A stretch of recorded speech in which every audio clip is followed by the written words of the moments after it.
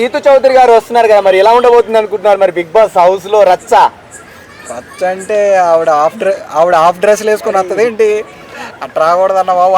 అలా వస్తే కుర్రోలు గుండె ఆగిపోద్ది అసలే. ఇప్పుడు ఆ మామూలుగా పింక్ పెట్టారు బ్రో.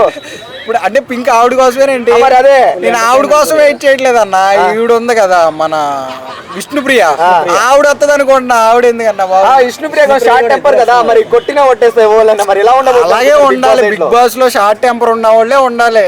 రీతు చౌదరి అంటే ఏదో చిన్న స్మైల్ ఇచ్చేసి మామూలు నార్మల్ గా ఉంటే, విష్ణుప్రియ అనుకో దుమ్ము దులిపేద్ది. మరి నాటి నేరజ్ కి విష్ణుప్రియకి మరి రీతు చౌదరికి ఎలా ఉండబోతుంది కాంబినేషన్? వీళ్ళు ఇద్దరు ముగ్గురు లొల్లు పెట్టుకుంటే ఎలా ఉంటుంది అనుకుంటారు బిగ్ బాస్ లో? ముగ్గురు లొల్లు పెట్టుకుంటే విష్ణుప్రియనే గెలుతుంది. నరేష్ వాళ్ళేం పని చేస్తారన్న? వాళ్ళు పని చేయరన్నా. వాళ్ళు పని చేయరు కదా. విష్ణుప్రియ 100%. ఈ బిగ్ బాస్ అయ్యే లోపల విష్ణుప్రియనే టార్గెట్ చేయండి అందరూ. ఓకే. సో బ్రో, ఓవరాల్ గా మీకు ప్రోమో ఎలా అనిపించింది? నాగార్జున లుక్స్ అవన్నీ ఎలా అనిపించాయి? లాస్ట్ 7 కంటే ఈసారి ఎలా అనిపించింది మీకు? అంటే ఇంకా నాగార్జున గారికి పెళ్లి కాలేదు అనుకుంటున్నాను. ఇంకా అలా అనుకుంటున్నా, నాగార్జున గారికి ఇంకా పెళ్లి కాలేదేమో. ఇంకా 25 ఏళ్ళు కుర్రోళ్ళు లాగానే ఉన్నాడు నాగార్జున గారు. చాలా బాగుంది. ఓకే. ఓవరాల్ గా బిగ్ బాస్ 8 కోసం వెయిట్ చేస్తున్నారా మీరు? వెయిట్ చేయట్లే, నేను కూడా వెళ్తే బాగుండు అనుకుంటున్నాను. Okay, thank you bro. కానీ నువ్వు నాగార్జున లాగా ఉన్నావు అన్న. కొక్కర్కోలో పెప్సీ మహేష్ గాడ్ సెక్సీ ఎలా అనిపించింది బ్రో?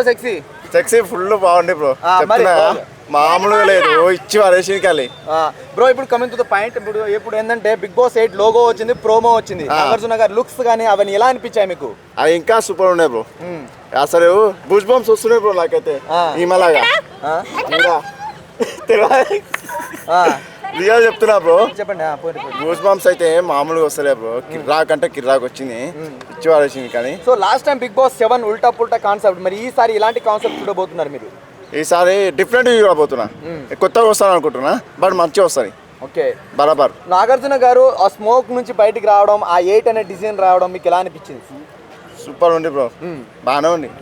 ఎట్లా అంటే అట్లా ఇచ్చి పడేసింది. సో దొంగతనం కాన్సెప్ట్ ఎందుకు పెట్టారు? మరి బిగ్ బాస్ హౌస్ లో ఏమైనా దొంగతనం కాన్సెప్ట్ తోటి ఎంట్రీస్ ఇస్తాడా, లేకుంటే ఎలాంటి ఎంట్రీస్ ఉండబోతుంది అనుకుంటున్నారు మీరు బిగ్ బాస్ హౌస్ లో 8 లో?